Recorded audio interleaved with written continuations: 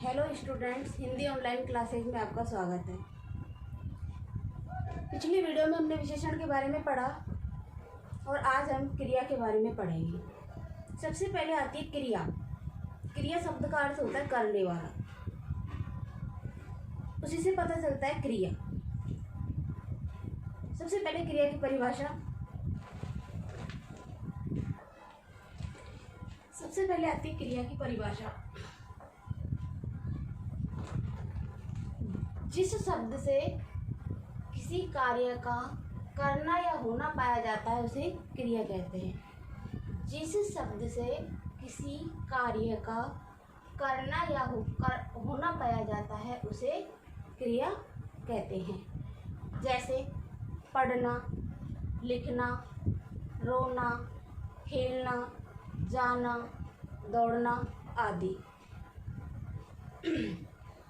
अब क्रिया के भेद। कर्म के आधार पर क्रिया दो प्रकार की होती है।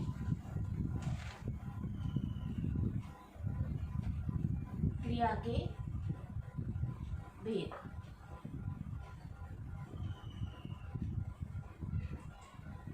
कर्म के आधार पर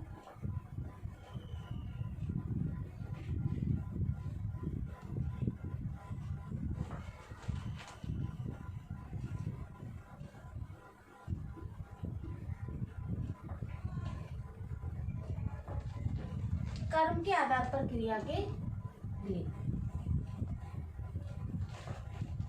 कर्म के आधार पर क्रिया दो प्रकार की होती है। पहली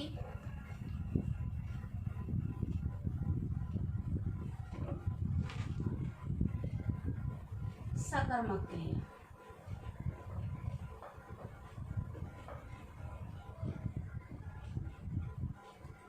और दूसरी अकर्मक क्रिया।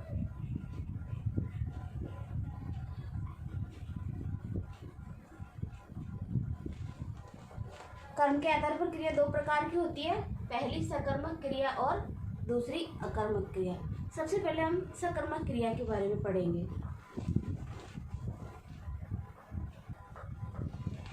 सकर्मक क्रिया।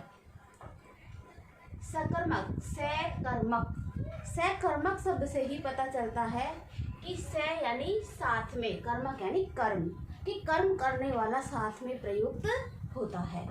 तो हमारे शब्द से ही पता चलता है सकर्मक, कर्म साथ में प्रयुक्त होता है।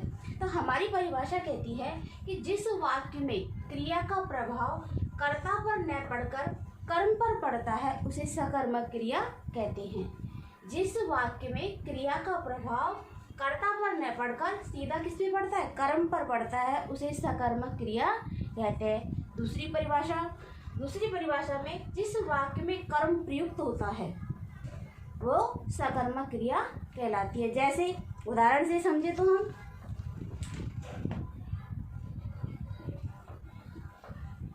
आकांक्षा पुस्तक पढ़ती है। आकांक्षा पुस्तक पढ़ती है। आकांक्षा इसमें क्या हो गया, कर्ता। क्या हो गया, कर्ता। पढ़ना इसमें क्या हो गया, क्रिया। और पुस्तक इसमें क्या हो गया, कर्म। तो साथ में कर्म प्रयुक्त हो रहा है, इसलिए इसमें कौन सी क्रिया हो गई, सकर्मक। इसका क्रिया का सीधा प्रभाव किस पर पड़ रहा है, कर्म पर। किस पर पड़ रहा है, कर्म पर। आकांक्षा पुस्तक पढ़ती है। आकांक्षा पुस्तक पढ़ती है। पढ़ती किसको पढ़ती है, पुस्तक को पढ़ती है। तो सीधा प्रभाव आकांक्षा पर ना पढ़कर किस पर पड़ रहा है, पुस्तक पर। तो कौन सी क्रिया हो गई, सकर्मक क्रिया। ऐसे दूसरा उदाहरण देखिए हम।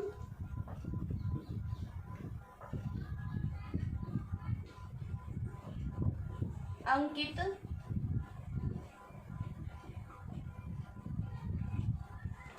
बाजार जाता है।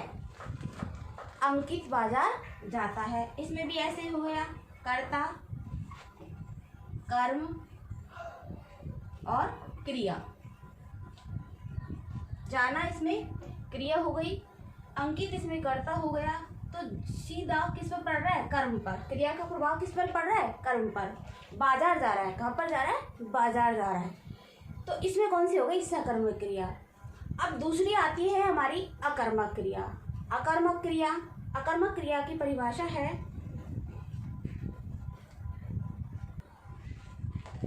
अकर्मक क्रिया को पढ़ने से पहले हम सकर्मक क्रिया के भेद पढ़ेंगे। सकर्मक क्रिया दो प्रकार की होती है, एक कर्मक क्रिया और द्विकर्मक क्रिया। एक कर्मक क्रिया में एक कर्म प्रयुक्त होता है और द्विकर्मक क्रिया में दो कर्म प्रयुक्त होते हैं। दो कर्म में एक सजीव और एक निर्जीव होता है। तो सबसे पहले हम एक कर्मक क्रिया, सकर्मक क्रिया का पहला भेद एक कर्मक क्रिया के बारे में पढ़ेंगे।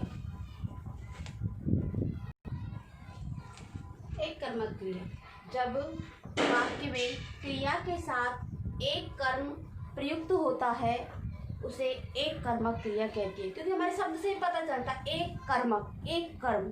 जिस वाक्य में एक कर्म प्रयुक्त होता है वहाँ एक कर्मक क्रिया होती है। जैसे निशांत भोजन कर रहा है, निशांत भोजन कर रहा है, तो इसमें ये भोजन, भोजन शब्द क्या हो गया? एक कर्म, एक ही कर्म हो गया, कर रहा है पूरी हो गई, क्रिया हो गई।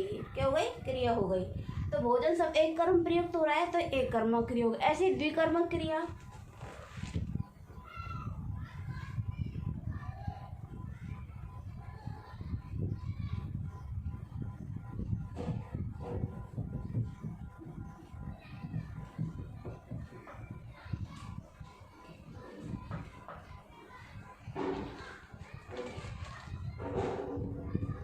जब वाक्य में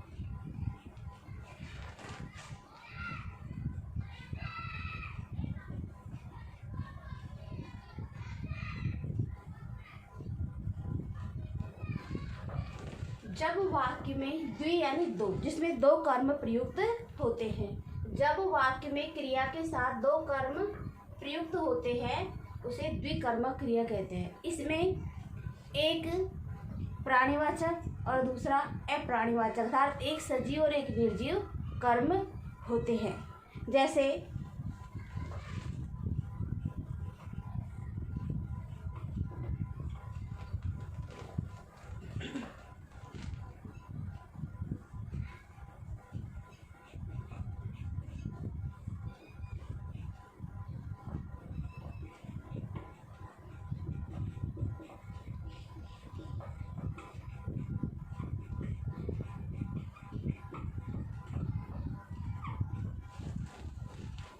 नर्स ने रोगी को दवा पिलाई, नर्स ने रोगी को दवा पिलाई।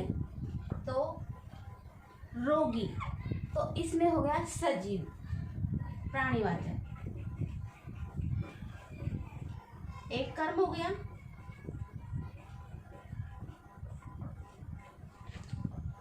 सजीव हो गया ये, और ये अप्राणीवाचक,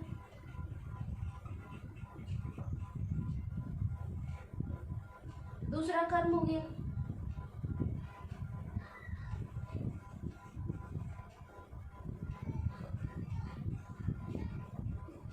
अर्थात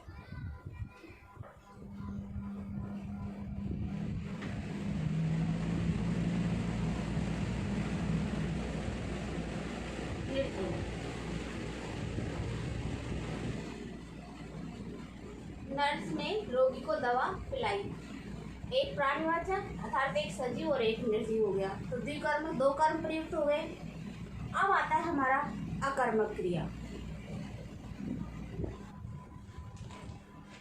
अकर्मक क्रिया, अकर्मक क्रिया में जिस वाक्य में क्रिया का प्रभाव कर्म पर न पड़कर सीधा कर्ता पर पड़ता है उसे अकर्मक क्रिया कहते हैं।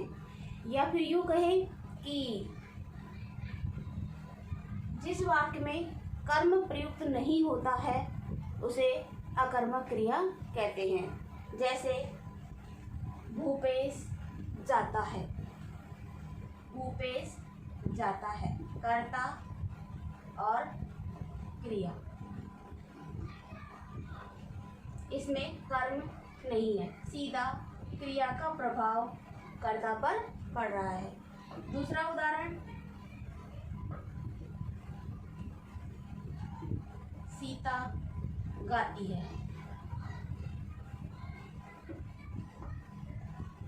इसमें भी कर्ता और क्रिया।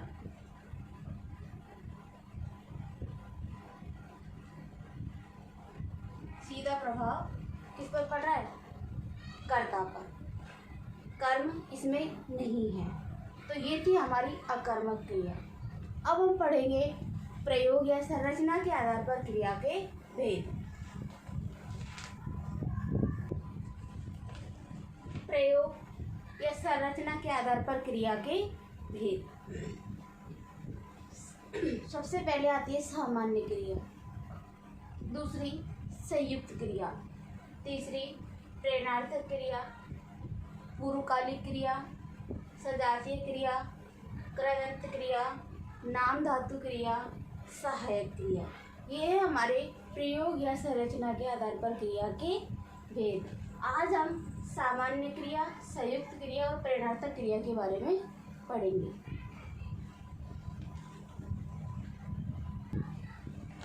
सामान्य क्रिया, प्रयोग या संरचना के आधार पर सबसे पहली क्रिया आती है हमारी सामान्य क्रिया।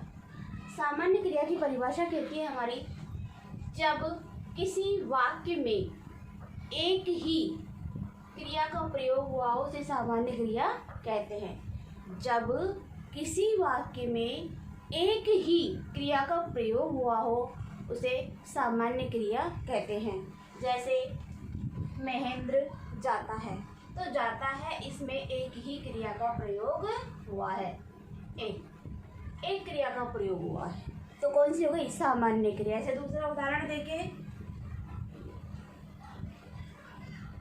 भूपेंद्र खाता है, खाता है, तो इसमें भी एक ही क्रिया हो गई। तो जहाँ एक क्रिया प्रयुक्त होती है वाक्य में वो सामान्य क्रिया कहलाती है। दूसरा आता है हमारा संयुक्त क्रिया। कौन सी आती है? संयुक्त क्रिया।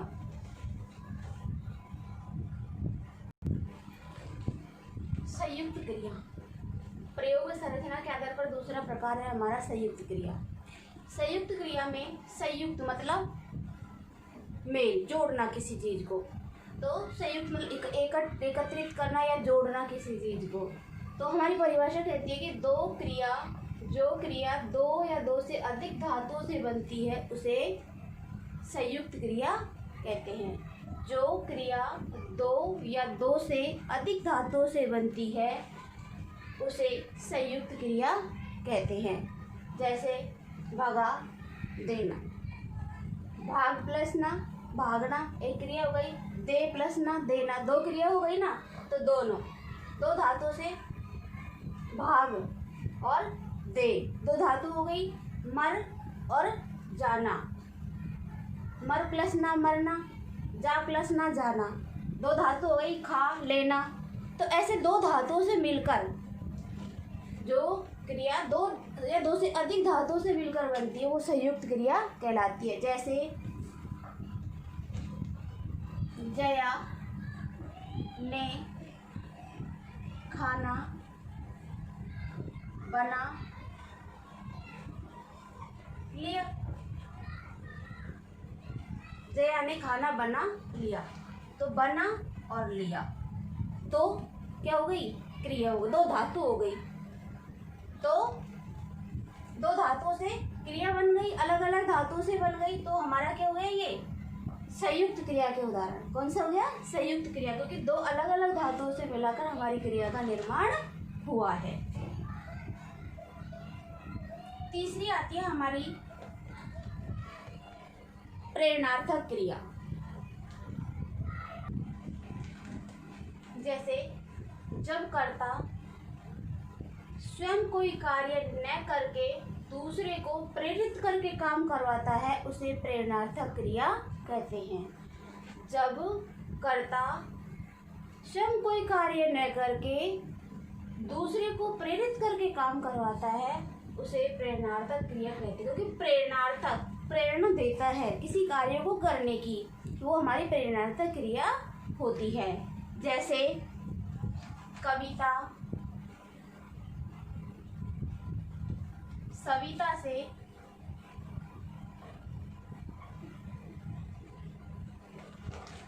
पत्र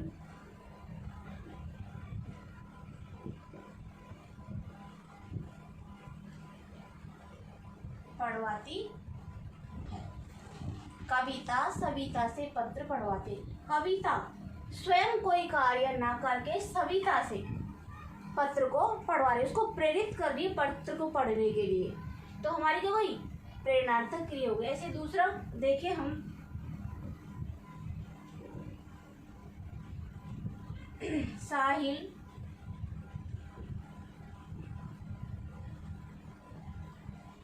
साहिल दर्जी से कपड़े सिलवाता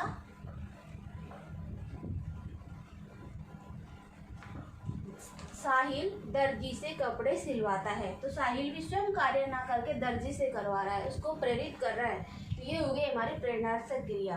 प्रेरणार्थक क्रिया में आना या वाना जुड़ने से क्या हो जाती है? हमारी प्रेरणार्थक क्रिया बन जाती है।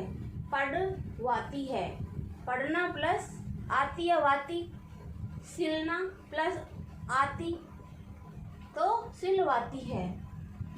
तो ऐसे करके ये थी हमारी प्रेरणार्थक क्रिया। तो आज हमने क्रिया के कर्म के आधार पर और प्रयोग के आधार पर कुछ प्रकार पढ़े।